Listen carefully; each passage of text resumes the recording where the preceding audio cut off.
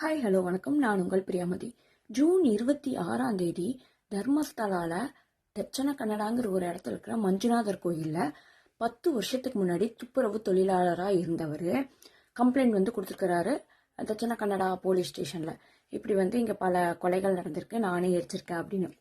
அதுக்கு நீதிபதி சொல்லிட்டாரு, இவர் சொல்கிற இடத்துல எல்லாம் தோண்டுங்க அப்படின்னு சொல்லி உத்தரவு கொடுத்தாரு. அதன் பேரில் கடந்த ஒரு வாரமாக தோண்டிட்டு இருக்காங்க. 5 இடத்துல எதுவும் கிடைக்காத நிலையில் 6வது இடத்துல தோண்டும் போது முதல் முறையாக எலும்புகள் கிடைச்சிருக்கு. கூடவே ஐடி கார்டு, பேன் கார்டெல்லாம் கிடைச்சிருக்கு. அந்த ஐடி கார்டில் இருக்க பேர் லக்ஷ்மின்னு இருக்கு அப்படின்னு சொல்லப்பட்டு வருதுங்க.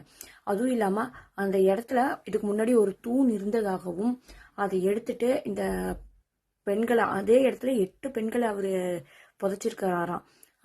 புதைச்சிட்டு அந்த இடத்துல ஒரு புஷ் மாதிரி ஒரு புதர் மாதிரி பண்ணி விட்டுட்டாராம்.